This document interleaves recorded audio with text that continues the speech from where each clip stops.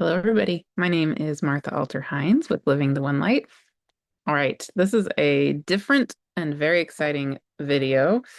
Um, I'm going to be talking about the upcoming, very intriguing, very beautiful, and very powerful Venus retrograde.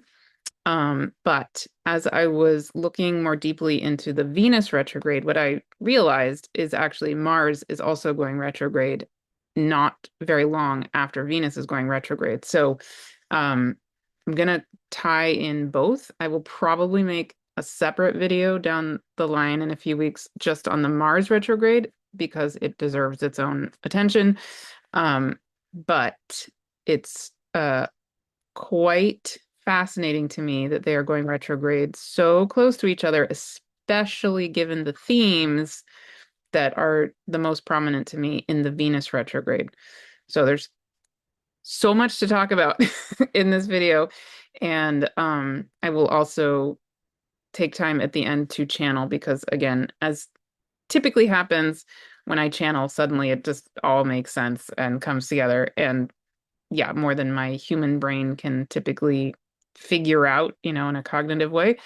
Um, yeah, but there is so much, so much to talk about from the Martha me. Okay, so um, first, let me show you the dates of the Venus retrograde and then the Mars retrograde. Then I'm going to show you in the sky. And I'm going to, no, sorry. Then I'm going to show you the chart related to the Venus retrograde. And then I'm going to show you in the sky and the three-dimensional version of the Venus retrograde. So here I'm going to be focusing primarily on the Venus retrograde. I'll do a separate video on the Mars retrograde, but I'm also going to tie in, just sort of touch on the Mars retrograde because, again, very significant, especially given the major themes in the Venus retrograde that Mars is then going retrograde right after Venus does. So, okay, so many things to say. Really, really, really profound. Okay. So here are the dates of the Venus retrograde coming right up. So I'm recording this on August 19th, 2026. The basic dates are the following. Venus is going to enter its retrograde shadow, and I will explain what that means in a second, on August 31st. That the retrograde shadow starts at 22 degrees, 51 minutes of Libra, and this is with the stars of Spica and Arcturus. I'm going to talk a lot about that in a minute, why that's so beautiful and amazing. It also happens to be on my North Node and, very prominent in my own chart. But so I really, really, really am drawn to these energies very strongly. But for all of us, um, wow, that Spica Arcturus place in the sky is very, very potent, especially with regard to the healing of the relationship between the masculine and the feminine, and the feminine within herself, the masculine within himself, and the two together. Yeah, so much more I'm going to come back to in a second on that. October 3rd, 2026, Venus actually goes retrograde at 8 degrees of Scorpio. Then,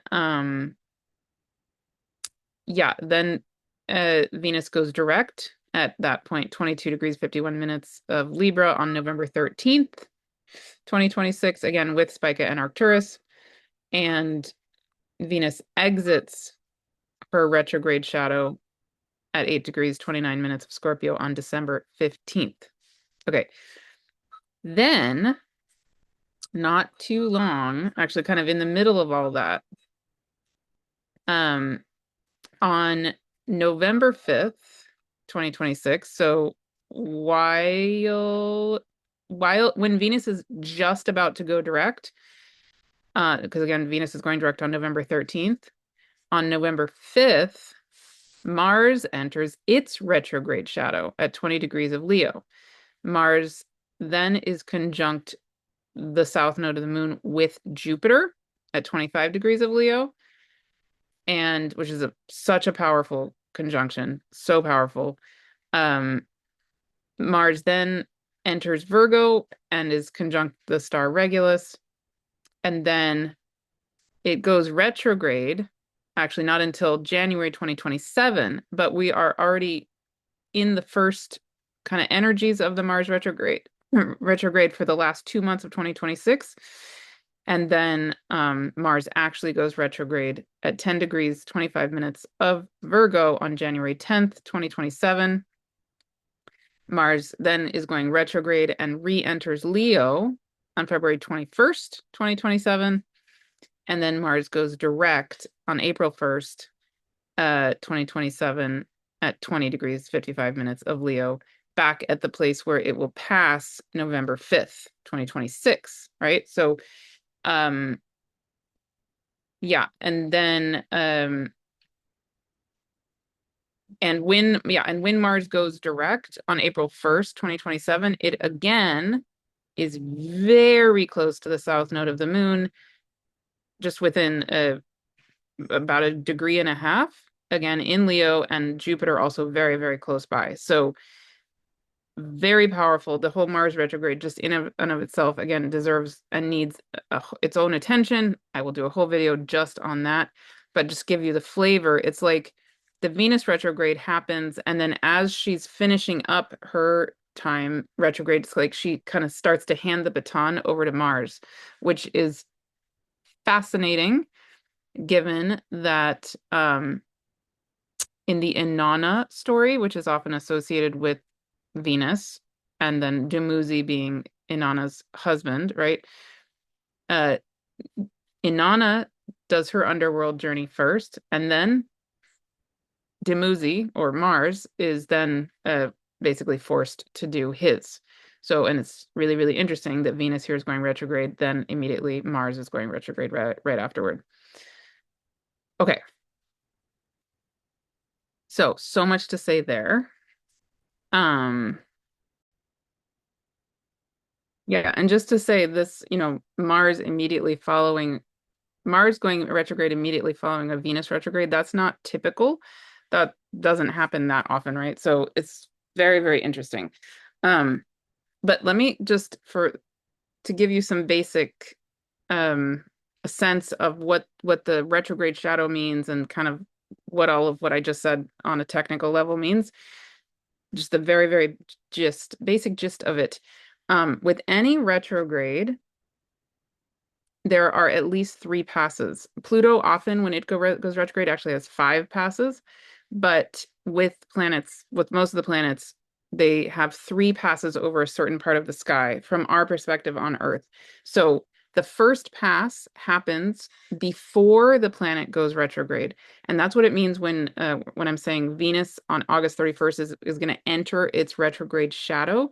That means that from August 31st to October 3rd, Venus is going to be going direct, so not retrograde yet, but she's going to be passing through that part of the sky where she will then pass the second time as she's going, quote unquote, backward, right? Like retrograde from our perspective. So the period from August 31st to October 3rd, that first pass of Venus going from 22 degrees of Libra to 8 degrees of Scorpio is it's a time when the first pass of any retrograde, often stereotypically, is when we start to feel the themes that might be alive in that retrograde journey. And I would say, actually, though, I'm definitely very powerfully feeling the Venus picking up her retrograde shadow energy. Like I can feel the themes coming in my own life. On a personal level, there's certain things kind of brewing that I'm going, oh yeah, this is the Venus retrograde coming. I can just tell. And also because it lines up with my own chart very precisely and very kind of in an uncanny kind of way. And I just know myself well enough at this point to recognize, okay, this is what's going on. Yeah, because actually the last time Venus went retrograde in February, March of a year and a half ago. So Venus goes retrograde every 18 months. So, about 18 months is, well, a year and a half ago-ish. Venus was going retrograde between Aries and Pisces. So now she's going retrograde between Scorpio and Libra. So a lot of our uh our Libra, Aries energies are getting pinged again in a similar way that maybe they did a year and a half ago. So, I have my own Venus in Aries and my nodes in Aries and Libra. So, I can just look back at 18 months ago. Oh, yeah, that's what was going on when Venus was retrograde in Aries. That's opposite, right? Venus, Libra. So you can think about that if you know your chart well, or just even think about, even if you don't follow astrology really well, or it doesn't fully make sense on a technical level, just think back 18 months and think, were there some themes brewing that maybe are brewing in another way or a different way now, where maybe your learning has taken steps forward? And those themes could be anything really, but typically Venus themes have to do with love, relationships of all kinds,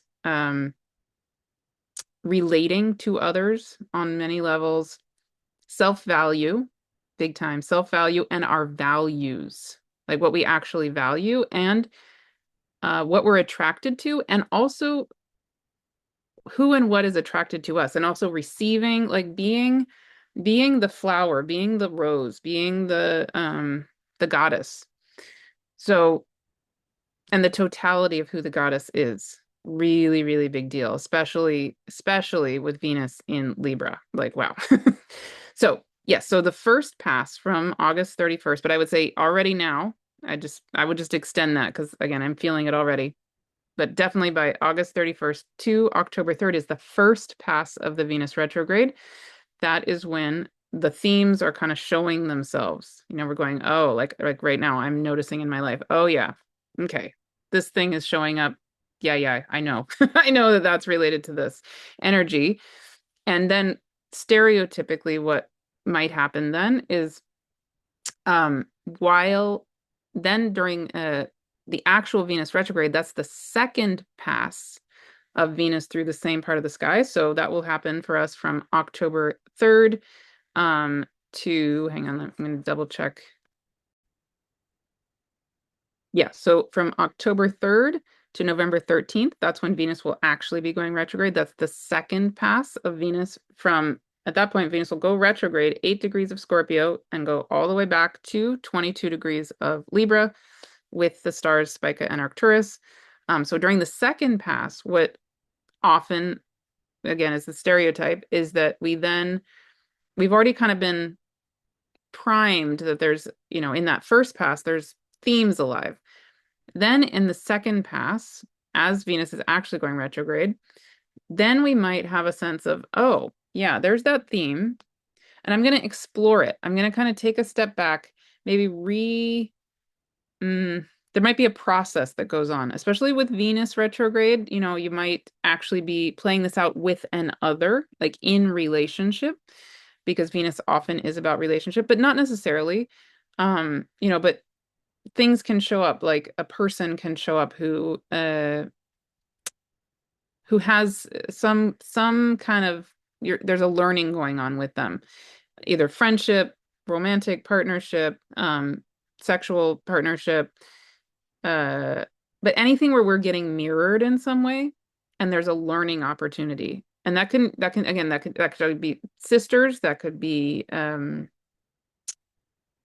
typically more often, yeah, like a love partnership, or a feminine kind of partner dance going on. And yeah, but anything where you're learning through relating to an other is highly likely. So it might not be as internal as some other retrogrades. Might be playing out more in the outside world in a relationship of some kind, but not necessarily, of course. So yeah, so then from that October 3rd to November 13th time, that second pass when Venus is actually going retrograde, then maybe we're kind of working on it. We're like, okay, here's this theme.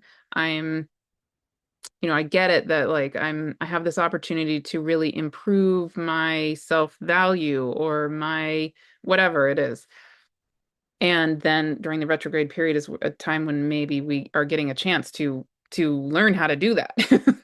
Um, and And then the third pass is when the planet goes direct. So in this case, with the Venus retrograde, Venus will go direct on November 13th, and the third pass lasts until the planet, or in this case, Venus, exits its retrograde shadow. So Venus will go direct at 22 degrees of Libra, again, conjunct Spica and Arcturus, November 13th, and it will retrace the exact same part of the sky that it's already done twice in those first two passes, and it will exit its retrograde shadow on December 15th, 2026. So it's really from November 13th to December 15th. So a little more than a month when we'll be in the third pass of the Venus retrograde, but Venus will then be going direct. And in the third pass, stereotypically, kind of the more intensity of the learning phase is maybe now past and over, and maybe we're having a sense of, okay, now we get to integrate. Now we get to land in whatever that learning was about. We get to, yeah, feel the after effect of it in some way. And then typically after that sort of December 15th time period, then maybe that energy moves on, which is, again, really interesting. But then in this case, because the Mars retrograde is coming so soon, so soon after the Venus retrograde, they're going to overlap. And so again, I'm just going to bring back up these dates so you can see them and so I can see them because I don't have them all memorized in my head. So again, Venus, goes direct November 13th, exits its retrograde shadow, so completely finishes that third pass December 15th, 2026. But Mars enters its retrograde shadow November 5th. So while Venus is actually still retrograde, and it then goes retrograde about 4-ish weeks after Venus completes its third pass, right? So it's like, yeah, again, it's like they're passing the baton. Venus is passing the baton to Mars in a really fascinating way. Okay. So many things, so many things. Okay, okay. So next, I'm going to show you in the sky on Stellarium what these two retrogrades look like, because it's, again, fascinating, so fascinating. And then I'm gonna talk to you about why the Spica Arcturus place in the sky, where Venus is going direct, and where she's about to pass. She's very, very close to there already. She's going to pass by there August 31st to enter that retrograde shadow. So that first pass through that part of the sky. I'll show you some slides actually from my Stars Speaks course, where Spica and Arcturus were the last two stars we focused on in that journey. And I'll show you why they're so significant together. Yeah, it's amazing. Amazing. So, okay, but first, let me bring up Stellarium and show you how this is gonna look if we could see the sky really, really clearly. Okay, so here is today. Okay, so again, I'm recording this August 19th, so 12 days before Venus actually is going to enter its retrograde shadow. And let me bring us to Venus. Okay, so here's Venus right now. So Venus is currently in the sign of Libra, but the entirety of the whole sign of Libra is actually overlaying the constellation of Virgo, or the goddess. Okay. And so this goddess constellation, or Virgo constellation, some people call it the priestess constellation, has a whole set of things associated with it. It's a very, very large constellation, and it actually spans the part of the sky that is from the very end degrees of the sign of Virgo. From, I can't remember the exact degree, but it's like maybe 22, 23, 24 degrees of Virgo is in the sign, in the constellation of Virgo. Anything in the sign of Libra is in the constellation of Virgo, or the goddess. And then also, the first 8 degrees of Scorpio are at the end of the constellation of Virgo. So fascinating, because Venus, as I'm about to show you, Venus is going to go retrograde at 8 degrees of Scorpio, which is where the goddess constellation, or the Virgo constellation, ends. Actually, it's right at her feet. And then when Venus goes direct, it will be exactly with Venus will be exactly with this star, Spica. Spica is an amazing star. It is the hand of the goddess. And the Virgo constellation is associated with many, many, many, many, many, many, many goddesses through many cultures, many times. So many groups of humans around the world have associated this group of stars with a goddess or divine feminine figure of some kind. So, yeah, and among those goddesses, I mean, again, there's so many, way too many to name, but they include Estrella and Ceres. So, in many of these depictions, this hand of where Spica is the hand of the goddess.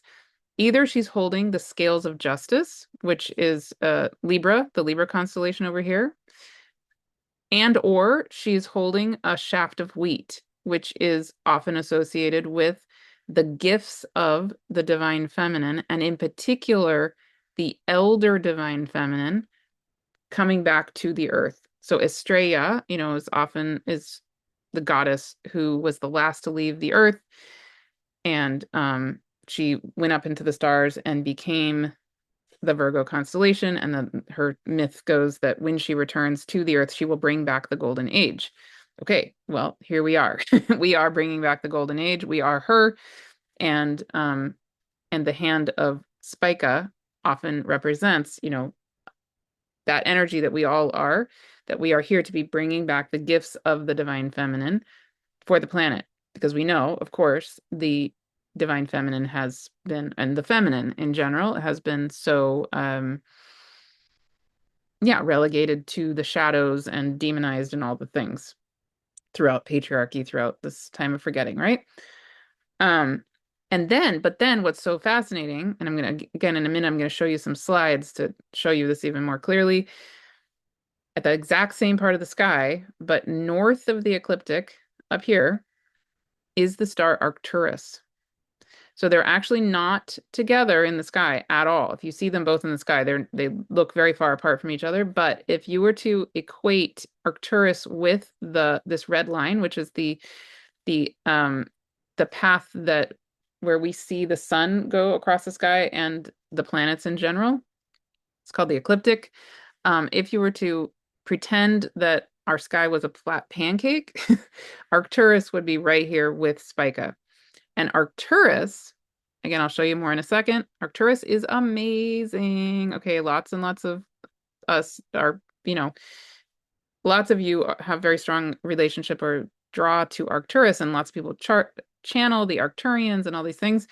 But I learned so much about Arcturus when we were doing the Star Speaks course just a few months ago, because Arcturus was our very, very, very last star that we were with.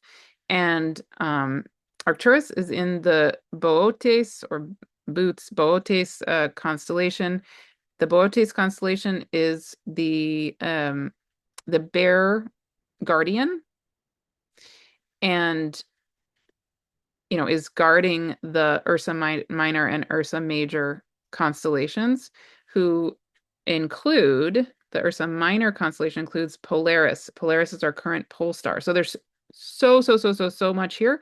But the other major association with Arcturus and the Boötes constellation, especially Arcturus, is King Arthur. So there's this whole connotation or association with Arcturus, with, of course, the divine masculine, and not only the divine masculine, but the divine masculine who holds the round table of the zodiac. Amazing and fascinating. So when I tune into Arcturus and Spica together, often what comes alive for me, of course, right, logically makes sense, is the round table of the healthy divine masculine and the healthy divine feminine coming back together. And I had a recent conversation with Emer Stassen, which a lot of you watched and loved, where you can go back on my YouTube channel and find that one. We were talking about her summit that she just held, but she shared at the very end of that conversation a vision that she has had of, I don't want to put words into her mouth, but essentially, the knights of the round table holding space, literally holding spaces open for the divine feminine to come back to the table, seat themselves again.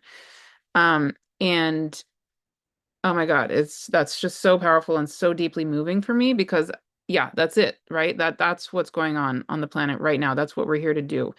And this Venus retrograde is holding the energy of that so powerfully, really supporting and encouraging us to do it, to do that in ourselves, to do that with each other, and to anchor in that energetic for the world. Because clearly we see in the world that's not what's being played out. And if we look out there and expect, so and so and so and so to magically become a healthy masculine and or feminine, I don't think that's how it's going to work. It has to land in ourselves first. So I will come back to that in a second.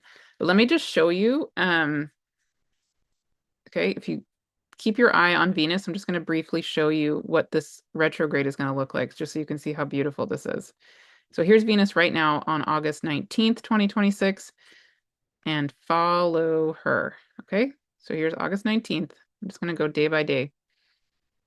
Here is now we're at August 31st. This is where she's going to enter her retrograde shadow space. This is going to be the first time she's going to, the first pass, right? She's going to be conjunct Spica right then. Keep going. See her start to go actually south of the ecliptic. That's fascinating. She's going to be right with the moon on September 14th. That'll be very beautiful. And then she keeps going. Here's yeah, the middle of September. Watch how she's getting toward the end of the Virgo constellation. And here she is starting there. Here, October 3rd, she turns retrograde from our perspective. She doesn't actually go backward, but she's at the very, very, very, she's at the feet of the goddess when she goes retrograde. She's at the feet of the goddess. Like what? I just want to take a moment to just be with that, right? All of us in our own ways. Like, what is that for you? What comes alive for you? She's going to be at 8 degrees of Scorpio, but at the feet of the goddess in the Virgo constellation. I would love to know what that feels like for you. Okay, so that's October 3rd. Then we keep going. She turns quote unquote retrograde. Oops. Oh dear. Okay, sorry. See, keep following her. Here she goes. She's gonna go between the sun and the earth here. At 0 degrees of Scorpio, actually. And here she goes. Now she's back with Spica, the hand of the goddess, in early November. And by November 13th, she turns direct, right with, again, the hand of the goddess. By then, the sun has passed through the whole goddess constellation and is in right in the middle of the Libra constellation, or the scales, in the sign of Scorpio. Okay, but here is Virgo going direct on November 13th with the hand of the goddess, and lined up also with Arcturus, who we could think of as, King Arthur, or some version of um, a healthy divine masculine, whatever that means. I'm not saying that King Arthur necessarily is like the epitome of the healthy divine masculine, but you get the idea. And lined up, Venus is lined up with that part of the sky that in a really, really highest version holds space for us to be the divine feminine and the divine masculine, landing back in the round table of equality, justice, sort of the Aquarian age way, in a really, really healthy, beautiful, mutually respectful, loving way of being, where we're deeply listening to each other, deeply listening to each other. Libra, deeply listening. Venus in Libra, where we really honor ourselves and honor each other. And that deep listening, so key, so key. Listening to ourselves, listening to the other, both. Okay, right. Yeah, deep love and honoring. Big, big, big themes there. And then keep going. So this is now going to be the third pass of Venus over this part of the sky from November 13th. Here she goes, turning direct with the hand of the goddess. And she comes back, and she's back with the feet of the goddess on December 15th, when she exits her retrograde shadow. Okay, and then she keeps going. And then we're done with the Venus retrograde by December 15th, 2026. Okay. So, but just for the sake of showing you what's going to go on with the Mars, just give a little taster of the Mars retrograde, which will be happening immediately following the Venus retrograde. Again, I'll do a whole video just on the Mars retrograde, but let's take a look at this just so you can see where that's going to be, because it's also such a beautiful part of the sky. So Mars will go retrograde at 10 degrees of Virgo, and go back into Leo. Will go direct at 20 degrees of Leo. So the retrograde shadow space for Mars is going to be 20 degrees of Leo to 10 degrees of Virgo. So anything you have 20 degrees of Leo to 10 degrees of Virgo will have Mars cross it three times. Okay. But Mars enters its first pass of its retrograde shadow on November 5th. So I'm going to start here. This is the end of October. This is where Mars will be in the sign of Leo, but in the constellation of Cancer or the Crab. And let's watch what Mars is going to do. Okay, so Mars is going to enter its retrograde shadow. So start making its first pass November 5th. Here's where it's going to be. At 20 degrees of Leo with Jupiter, just barely entering the constellation also of Leo. So this is a very Leo, Leo, Leo energy with Mars and Jupiter there, and the South Node. All three. Amazing. Okay. And so again, this is November 5th. Mars starts to make its first pass through this part of the sky, keeps going through all of November, all of December. It's coming into the heart of Leo the Lion, passes Regulus early on and keeps going, and then comes all the way through most of the constellation of Leo the Lion. It's now in Virgo, but by January 10th, 2027, here right in the heart of Leo the Lion, 10 degrees of Virgo. That's where it's going to go retrograde. And I'll just we can just watch it. Now it's going to, hang on, let me, yeah, make it so you can actually see. Okay, here we go. Here's where it's going to go retrograde. Goes back through the heart, right? Look at that. Wow, north of the ecliptic, whereas Venus is going to go south of the ecliptic. That's really interesting. I'm just noticing that. And here is Mars making its way retrograde back toward Jupiter. There it goes. And it starts to then slow down and turn direct by April 2027. And you can see when Mars goes direct, it's right there with Jupiter and also the south node of the moon. And, you know, back, yeah, and here it's starting to go direct. So in April, it'll go direct again and pass back into the sign of Virgo, and but still in the heart, you know, it's still in the Leo constellation. Here's where it's going to go pass all the way through the the Leo constellation and move on. Okay, so that's just a taster, just a little taster of the Mars retrograde, but you get the idea, right? So the Venus constellation, the Venus retrograde is going from 8 degrees of Scorpio back to 22 degrees of Libra, but that's in the goddess constellation of all things, Venus in the goddess constellation.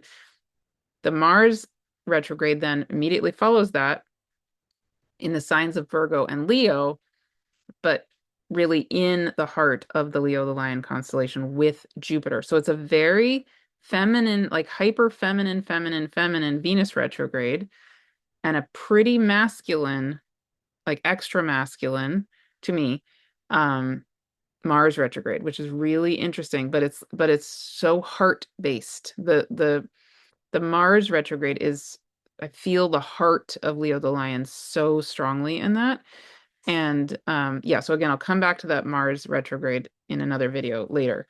But yeah, and so I want to, again, I want to be pondering on what is this feat of the goddess constellation, right? Where Venus is going to go retrograde, because it's really the hand of the goddess down to the feet of the goddess that's so highlighted in this Venus retrograde.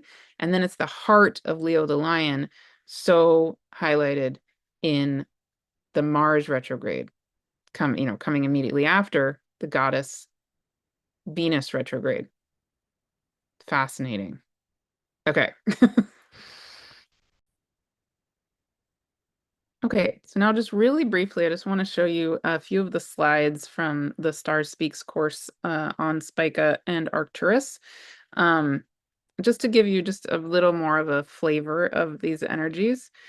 And that course, as a lot of you have already joined, is now available, the whole thing, for an on-demand, go do on your own kind of a journey, for extremely discounted, way discounted price. And I met with a group of you who joined that on-demand version about a month ago, and I'm going to be doing another gathering in October for any of you who join the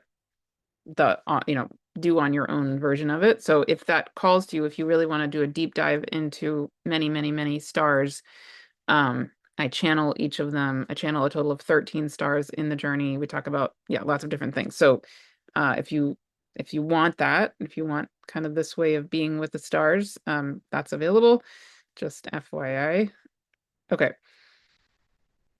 But yeah, so I just want to show you, right? There's so many goddesses associated with the Virgo constellation, which is why I don't know anybody else who calls it the goddess constellation, honestly, but I feel like that name really fits for me. Other people, again, call it the priestess constellation. To me, that's okay, but I identify more with it being a goddess constellation. Whatever feels good to you is great. It's a Virgo constellation. Anyway, so some of the goddesses associated with Virgo are Ceres and Persephone, Lady Justice, again, Estrella, here holding the scales of justice. Ma'at is one that's not on here, but is definitely one of them.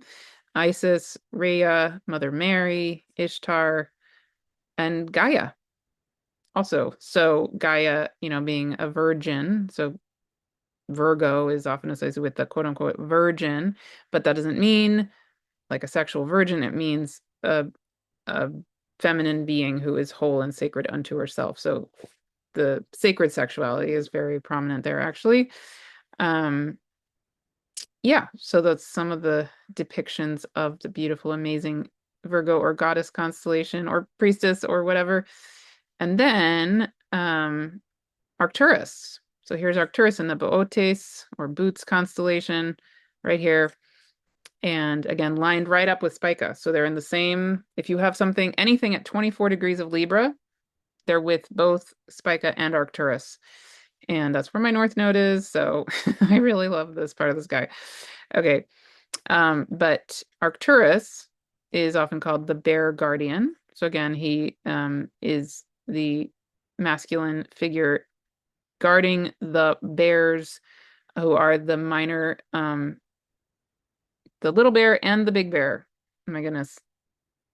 Why am I blanking? I just said it a second ago. Anyway, wow. Yeah. That just went completely out of my mind. I know these words. Anyway, he guards the bears that include the little bear has, Polaris, our pole star at its tail. So very important part of our sky. I mean, all of it is important, but it's just fascinating. He's guarding the part of our sky that holds the totality of everything. And not surprisingly, therefore, another association with Arcturus is Arthur with the round table, but the round table being the zodiac. Yeah, and so I love this image, right? If we imagine that this round table isn't just knights, men, it's actually meant to be the divine feminine and the divine masculine equally integrated together. And if we put Spica and Arcturus together, which they are in the sky, and we have such a highlight there, Venus going direct, conjunct Spica and Arcturus, wow. Yeah, like you get it. Oh, and I'm getting a thumbs up over here from the computer. So yeah, that to me is the highest expression of that 22, 23, 24 degrees of Libra part of the sky, Spica and Arcturus, is us coming back into the round table together as equals, as the divine feminine and the divine masculine together. Okay. So yeah, this video could go on, and there's so many things to say. I just want to say, I think one more component before I briefly channel, which is this. Okay, I'm going to show you the chart again of Venus going retrograde, because it is, whoa. If you just look at this chart, is wow. All right, and then there's a couple things I want to say about this. Okay, so here is Venus, the chart of Venus going retrograde. This will be, again, October 3rd, 2026. And here she is, retrograde, 8 degrees, 29 minutes of Scorpio. Okay. So Scorpio is ruled by, well, Mars is the original ruler, interestingly, and then Pluto is the modern ruler of Scorpio. And guess what? Like, whoa, this chart is so intense. At the moment, the exact moment that Venus is going retrograde in Scorpio of all things, both of the rulers of Scorpio, Mars and Pluto, are exactly almost within minute, like almost precisely opposite each other.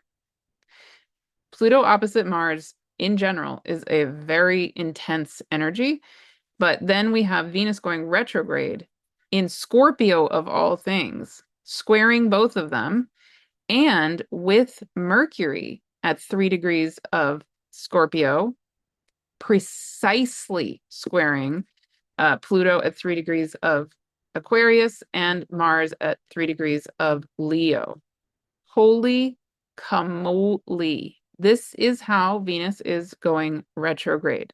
Okay, so let me drop into that. Let's drop into that for a second because, oh my goodness, this energetic, if we're just looking at it, just in the sense of kind of stereotypical way of being with astrology, this could be a very volatile energy, very intense. October 3rd.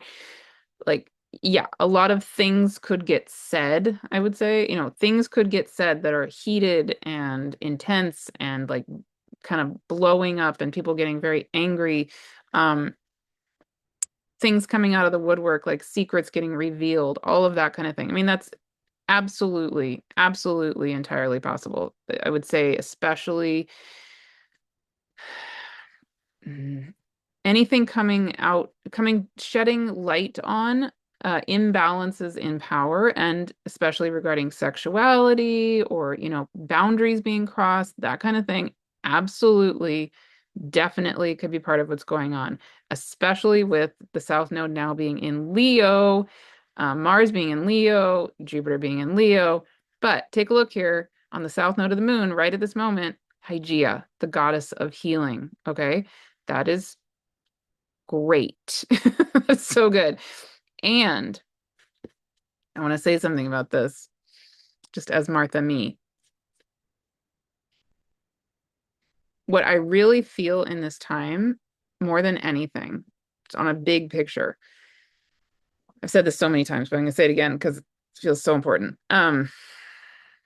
With these kind of energies and with just what's going on in the world, of course, we could easily, again, project over there, wow, I'm so mad at such and such and such and such, and I'm going to blow up and I'm going to get really angry and I'm going to get, like this has to stop. We're going to call out injustice and all that. And believe me, I completely agree with that. I mean, there is a level at which that is absolutely the way I am. And there are certain things that are just big, sacred no.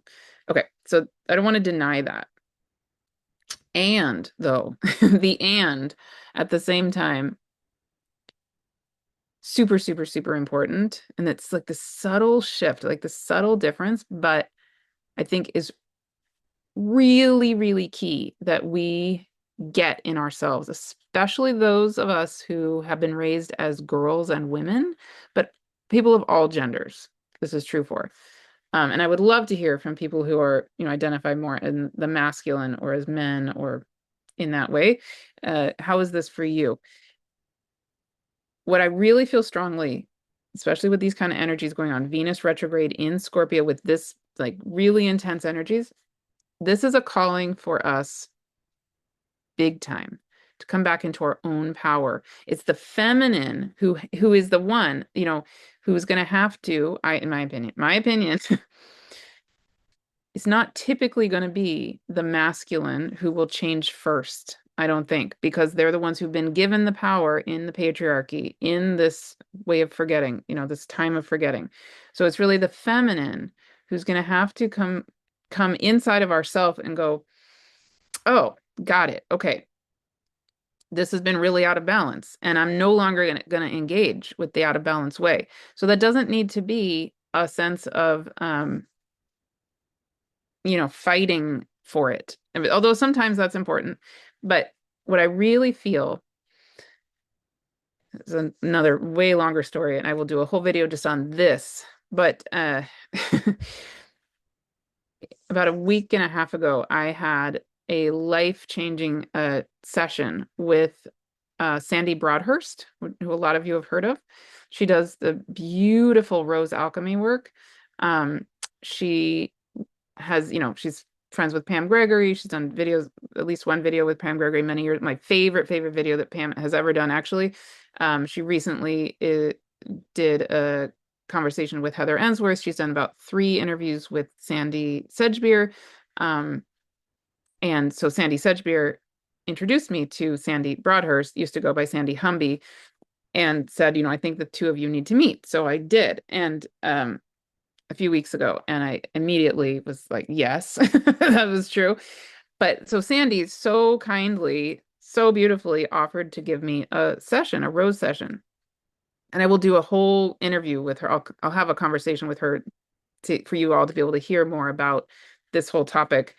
Um, yeah, in a few weeks, once I have a little more time to kind of integrate my own personal experience with this session, because it was so profound and so life-changing. But just to give you the gist of it, it's very relevant to this Venus retrograde and the Mars retrograde, I would say. By the end of my session, long story short, what landed in me was myself as a rose queen. And why that is so significant with regard to what I'm talking about here is because in my own journey, but I think this is relevant for the world, right? The archetype of Lilith has been extremely strong. In my own chart, it's very, very strong. So Lilith, to me, is about, there's often this dichotomy between Eve and Lilith, right? Being the subservient, sweet, nice wife slash feminine, who's deferring, fawning to the needs of the masculine, often the masculine who might be kind of narcissistic or like grandiose in their own sense of themselves, all of that, right? We see that in the world big time. Versus Lilith, who is the goddess who says, no, I am the power of existence. I am not willing to do anything other than be in equal relationship. I need to be recognized as the full power that I am, et cetera, et cetera, et cetera. Okay. So in my own journey, and I think for a lot of us, there's the sense of either we're going to be Eve or Lilith, or like we've been Eve, we've been indoctrinated to be Eve, to be the subservient feminine, which of course is not sustainable and not real and not healthy. Or we might go, and really work hard to reclaim our Lilith energy, which has certainly been a big part of my own journey. But when I landed in myself as the rose queen, the way that Sandy put it, this was, oh my goodness. She said, yeah, the queen, to her, the queen is the integration, the healthy integration of Eve and Lilith as one. So it's not either or. And for me, when my soul kind of landed and showed myself, me as a rose queen, not just any old queen, but a rose queen, it was the sense of, whoa, I am in that state of being, which I now am like really working with on my own personal process. That state of being is completely landed in my own, certainly in my own power, but in my self-sovereignty, and also in a sense of softness, the ability to be open and vulnerable in the right moments, like with discernment, deeply powerfully loving, I mean, really powerfully loving, and with powerful, clear boundaries. Like the sacred yes and the sacred no is just like boom. But also held hopefully with love, right? And sometimes love needs to be clear and fierce even. But more often than not, hopefully that love can be stated with the kind of the softness of the roses as opposed to the thorns. Yeah, so that's a whole part of my own journey, right? The second, so once I integrate it more, again, I'll have a conversation with her where we explore that more, because then what she said, and I loved this so much, was she said, yeah, I think the queen is actually what the world needs more than anything. So, and she reminded me, I forgot about this. Probably a lot of you are already going, yeah, of course. But we have the triple goddess, which is often talked about as being the maiden, then the mother, and then the crone. But in between the mother and the crone is the queen. And I'm currently 49, almost 49 and a half in my Chiron return. Like that is literally what I'm getting initiated into. My kids are growing up, moving toward that menopausal journey, and but I'm not a crone yet, right? So it's like this little moment. What is that called? Queen. Yeah, it is. And it's like, whoa, the power and the importance of that step. Regardless, like whatever our age is, even if, you're already 85 years old and you're very definitely more identified with a crone stage. Yeah, I would love to hear your thoughts on that queen energy, what that is for you. And that's so alive, of course, right now, also with the South Node in Leo, all the, Jupiter in Leo, all these energies in Leo, the queenness and the king, but really the queen, what that queen energy is, where um, we're taking self-responsibility to land back in that round table where during the time of forgetting, we were ostracized from that. But it's not so much about being angry that we were ostracized and blaming the masculine for it. It's like, oh, no, we won't take a seat back in the round table unless we choose to take our seat back in the round table, right? It's like growing up on a whole other level, to land in our own sovereign self-responsibility, to do it, to be it. So yeah, that's massive. All of that is just massive in this upcoming Venus retrograde. And we're so supported to just land there. So when there are these intense energies, like the energies going on October 3rd, when Venus goes retrograde in Scorpio, it's not like when I'm landed in that queen energy, that rose queen energy.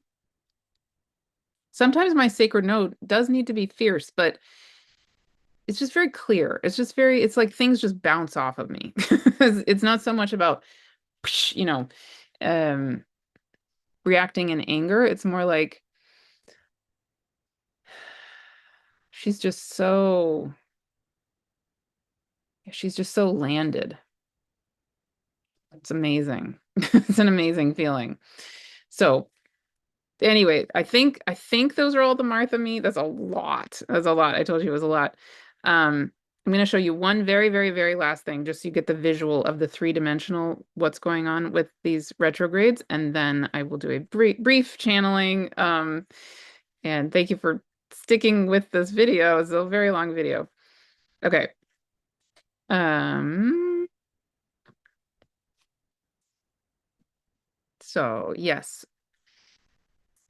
So I'm going to be bringing up solar system scope, and you will be able to see the three-dimensional version. Okay, so here we go, just briefly. So here is our solar system right now, August 19th, 2026. And here's Venus. You can see that Venus is about to go between the Earth and the Sun. So the only two planets that go between the Earth and the Sun are Mercury and Venus. So when Venus and Mercury are retrograde, what that means is they are between the Earth and the Sun. So they come into this, like, very, to me, a very sacred space that only the two of them ever come into, right? Like Mars is outside of the orbit of the Earth, so it never goes between the Earth and the Sun. When Mars is retrograde, or any of the other planets other than Mercury or Venus, that means that the Earth actually is coming between Mars or another planet and the Sun. So the Earth actually comes into the kind of that sacred space that Mars is holding with the Sun. Okay, so I'm going to show you what's going to happen in the next upcoming weeks, right? With, in particular here, follow Venus. And see how Venus is about to go between the Earth and the Sun. So it's not going to go backward. It's from our point of view, because it's coming between us. Basically because it's coming between us and the Sun, and it's it's coming so close to us, right? That's why it looks like it goes retrograde backward, but it doesn't. Okay, so here is, oh yeah, okay, you watching? I want to make this go a little slower. if I can. Anyway, just keep an eye on Venus. Here is where it's going to be September 27th. This is almost the day it goes retrograde. August 3rd is the day it goes retrograde. A few more days here. There. Okay, so now here is October 28th. It's between the Earth and the Sun, and it keeps going. And there it goes. Now here it's December 16th. That's right when Venus is going to exit its retrograde shadow. So from the point of view of Earth, it's now going to move on from that part of the sky where we saw it go back and forth 3 times. But really what's going on is that Venus is going between the Earth and the Sun. Okay. And then after December 15th, then Venus starts to head toward its time behind the Sun relative to the Earth. Okay. And in the meantime, what's going on? Earth is starting to December is starting to enter the time when the Earth is going to come between Mars and the Sun. That's what the Mars retrograde is. It's not that the Mars goes between the Earth and the Sun, because Mars can't do that. It's the Earth that goes between Mars and the Sun. Okay, so I'm going to let us watch that. Watch the Earth coming between Mars and the Sun here. And there. This is where Mars is going to go quote unquote retrograde, but really what's happening is Earth is starting to come in that space between Mars and the Sun. Keep going. And there. See? The Earth, we will pass between Mars and the Sun.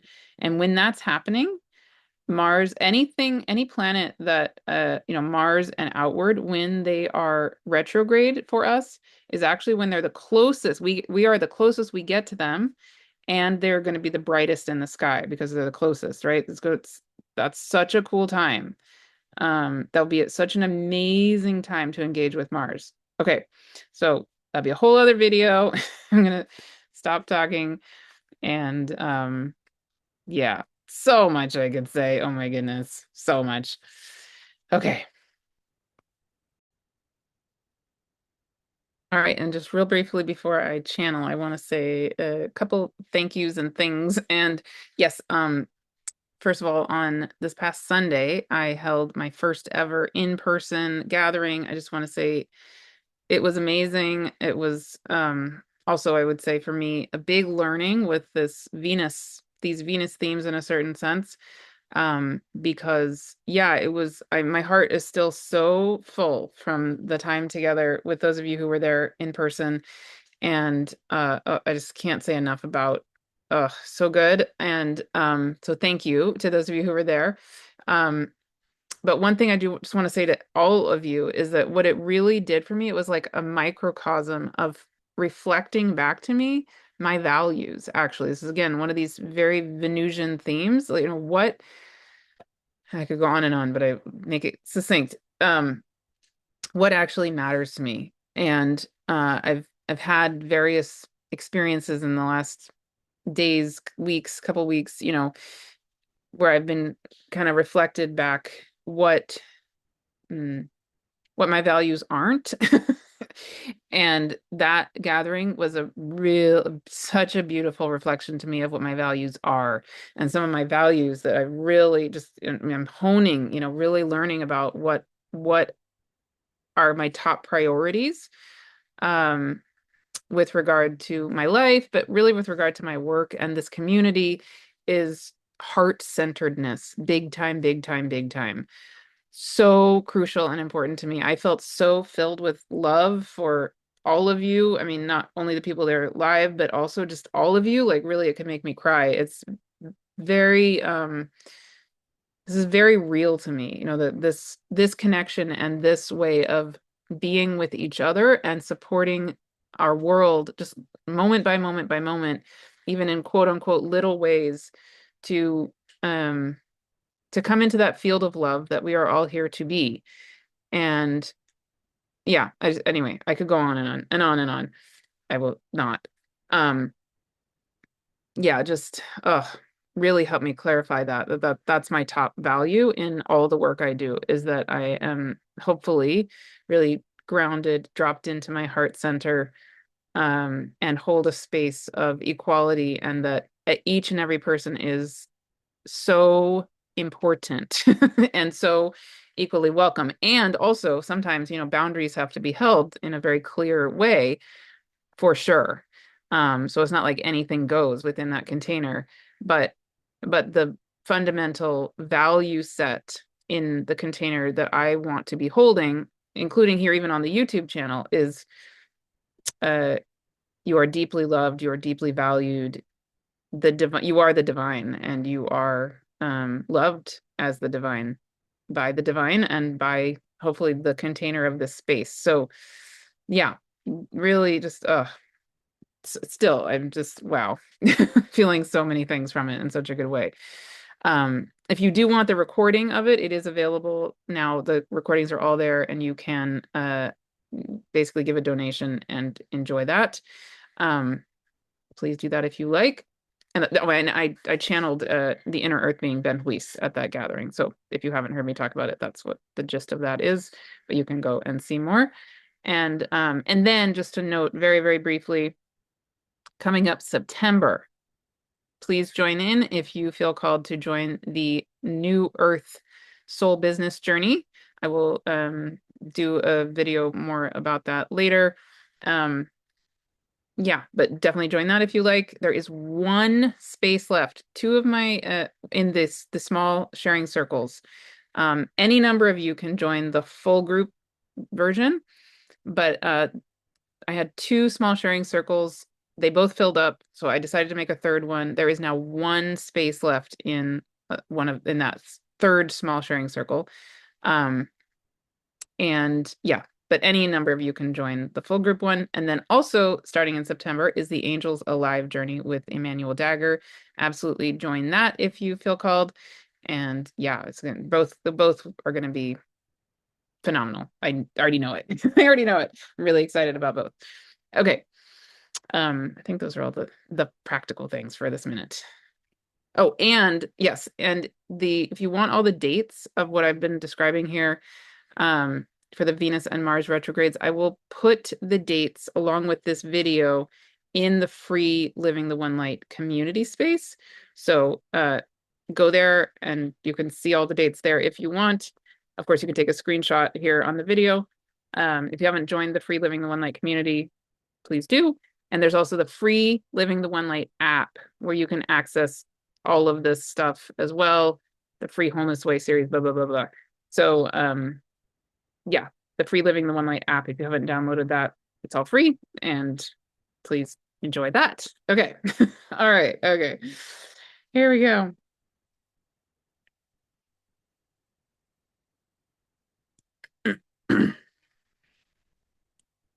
Thank you for still being here. Oh, this is such a long video. Oh my goodness. There's so much to say. Okay. This topic is so important to me. All right.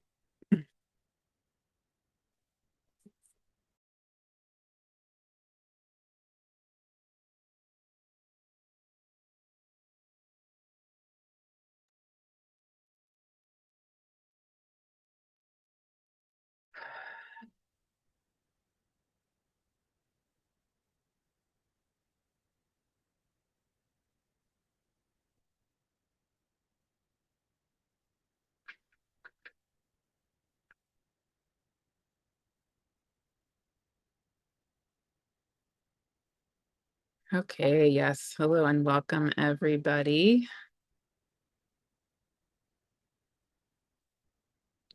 So here we are.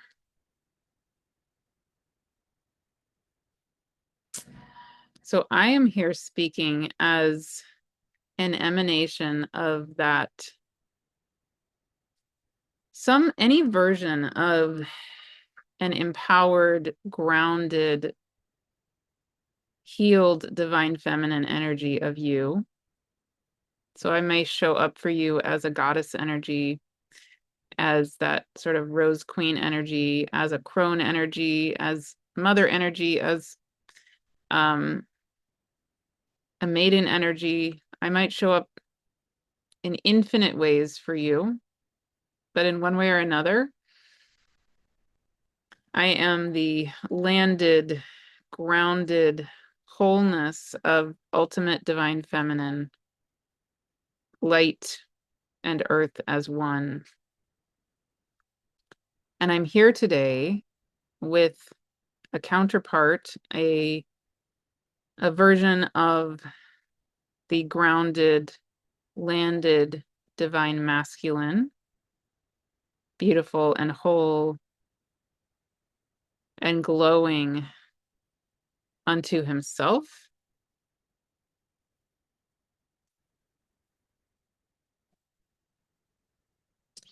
And I am here and we are here to hold space for simply an emanation of what these energies are. Because in the world, of course, they are often hard to find, hard to name, hard to identify, and hard to even find examples of. So we're here to hold the energetic of both of us. And also just to put in that us being together in this way is not, it is the totality of feminine and masculine energetics, principles of existence. It's not a statement of any particular sexual orientation, such as, heterosexual orientation. It's not that the feminine and masculine absolutely necessarily need to be in partnership only. That's not the connotation here. It's not the implication. So this is about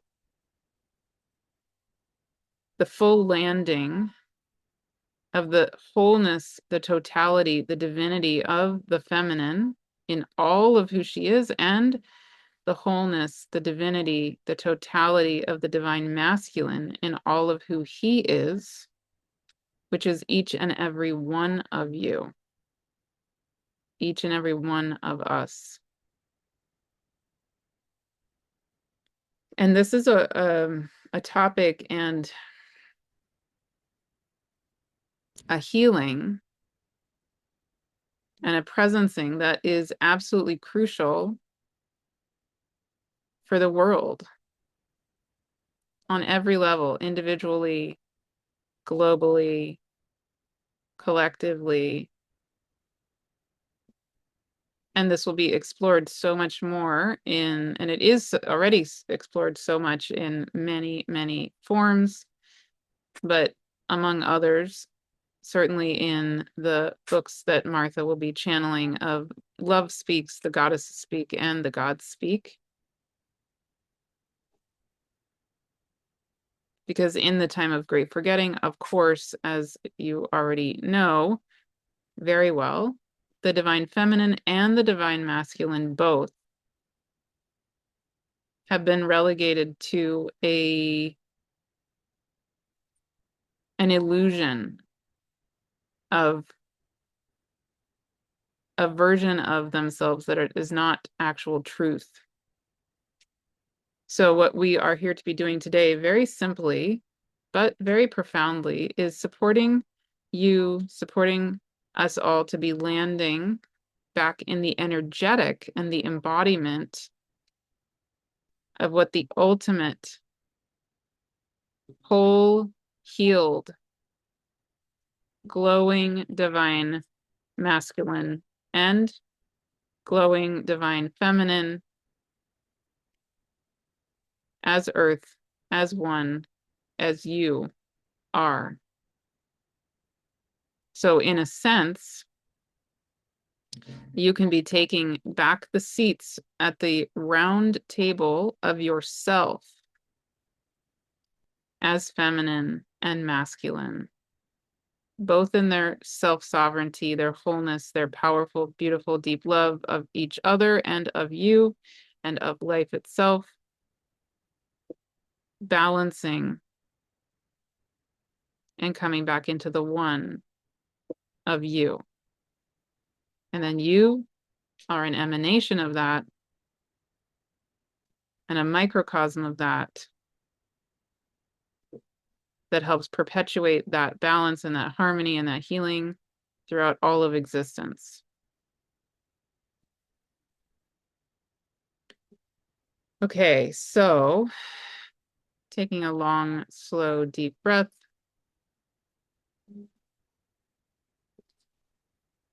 I invite you just to be relaxing and landing in you.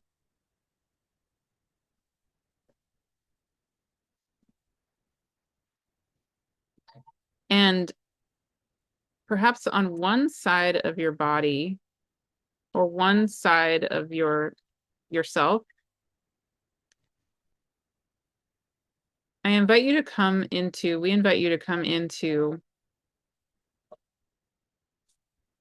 and land into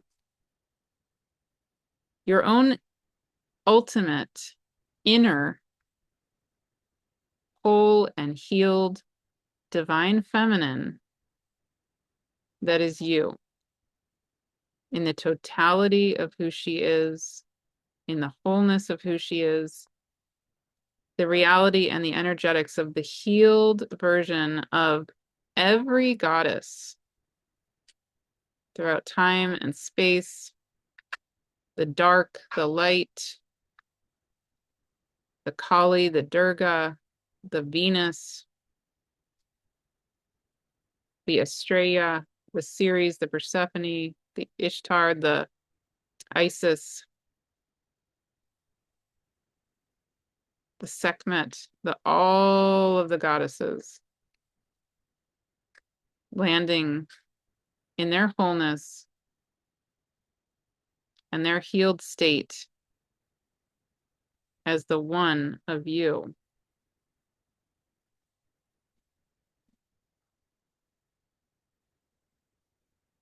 And perhaps as you land in this wholeness of the divine feminine and the feminine as you, in this healed state of being, perhaps you feel yourself also arise and land or come alive as a flower, perhaps a rose, perhaps another kind of flower.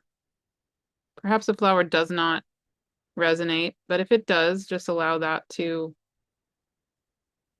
arise and land and be present here for you also.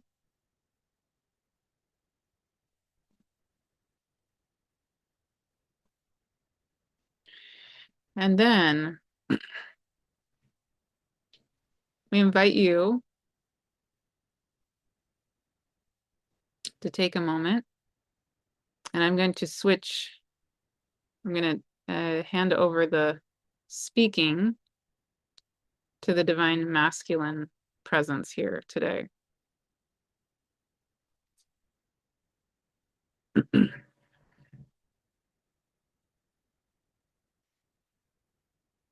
Okay, hello and welcome. Yes, thank you so much for being here.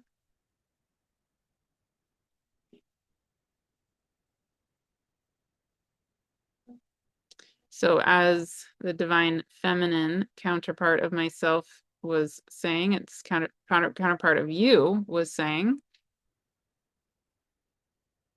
now I invite you to come to the other side of your body or your being, wherever you're called. And I invite you to land, to feel arising in you, whatever your gender identity is, whoever you are, feel arising in you a golden, glowing, beautiful, grounded, landed, healed, and whole,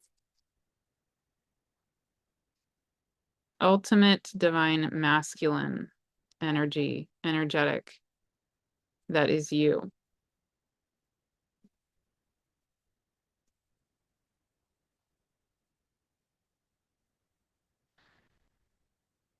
Feel that landing of this ultimate beautiful, glowing divine masculine that is you, arising in your whole body, your being, this aspect, this side of who you are in his wholeness, his completeness, his maturity, his tenderness, his pure love of existence, of the feminine, of the masculine, of the inner child, of the divine, of the all that is. And breathing in and out. Feel his presence landing.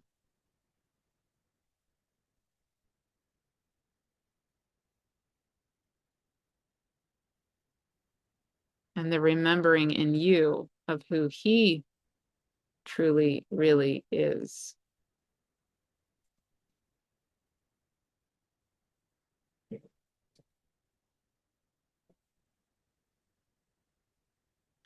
And notice that as you are landing in this wholeness, this fullness, this completeness of you, this divine masculine, ultimate divine masculine that is you, perhaps a being is arising, again, of infinite kinds. It might be a flower, it might be a tree. I'm going to speak as though it is a tree, but it could be anything. It could be an animal, could be another kind of plant, could be, again, anything. Infinite possibilities, and they are all perfect. And please feel free to share what is coming alive for you in this. But perhaps speaking as though the divine masculine of you is then becoming a beautiful, grounded, strong, shining, open tree. I invite you to land and let this be.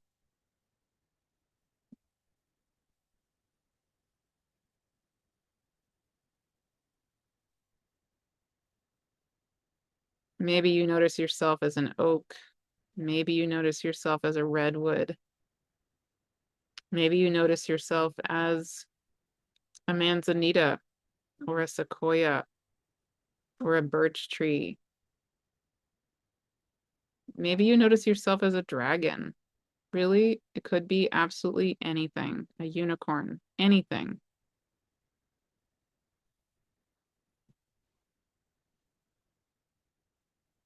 And just feel that energetic landing in your body, perhaps healing parts of you that need this divine masculine, pure light, grounded presence in you.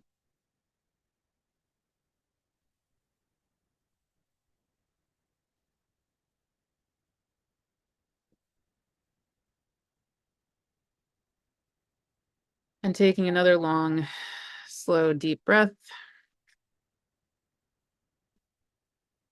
I invite you to stay with the feminine on one side, the masculine on the other side for as long as you want and as long as you need, letting them just settle in, integrate in and of themselves, the feminine as the feminine, the masculine as the masculine.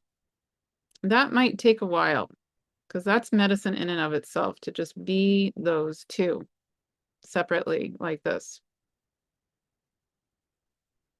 And if and as it calls to you,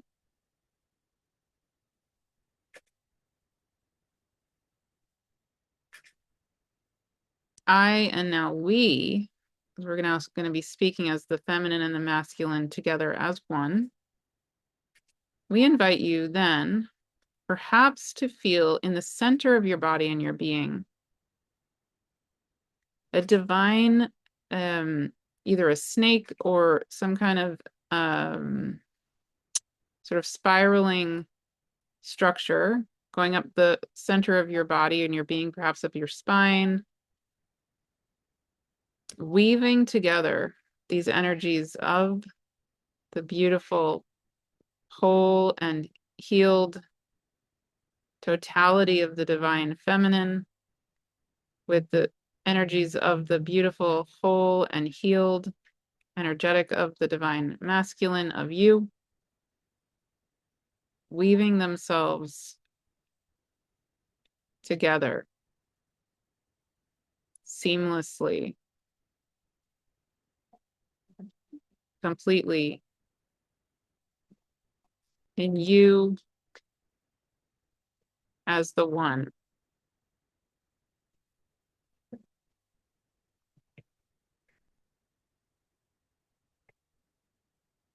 And there are so many other components of this healing of the two rebecoming the one. Again, not in a sense to prioritize heterosexuality. That is not the point here at all. But the two as the one, meaning the illusion of separation, where the feminine and the masculine both have been so dishonored. And in the dishonor of both, the balancing and the relating between the two has become and has been exceedingly out of balance on many levels. So this coming back of the two to the one is really the return of wholeness back to itself. Whatever gender identity you have, whatever sexual orientation you have, this is the return of the wholeness of you within you. The ultimate divine feminine of you and the ultimate divine masculine of you, finding their way back into the beautiful divine balance and harmony of the two as the one, as you. And we'll be back again and again and again to support you in so many other ways on this journey of that returning of the wholeness to the one of you.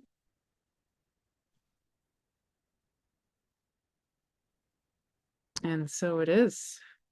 Amen. Thank you, thank you, thank you, as always, for showing up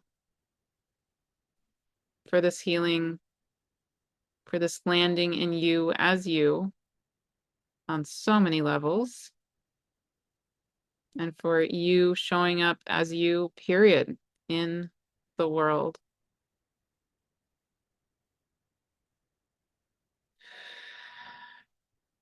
Amen.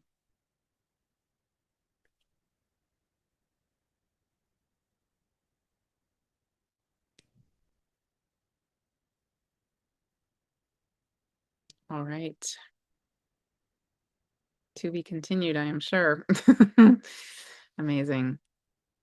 All right. Well, thank you for sticking with me through this whole video. My goodness. And yeah, it's just massive. This Venus retrograde is so exquisitely beautiful, so powerful, and really giving us an opportunity to do some really profound, make some very profound shifts in ourselves, and then, you know, that rippling through the world. And then we have the Mars retrograde, you know, so I'll be back for that in a few weeks. And of course, I'll be back way before that for so many other reasons.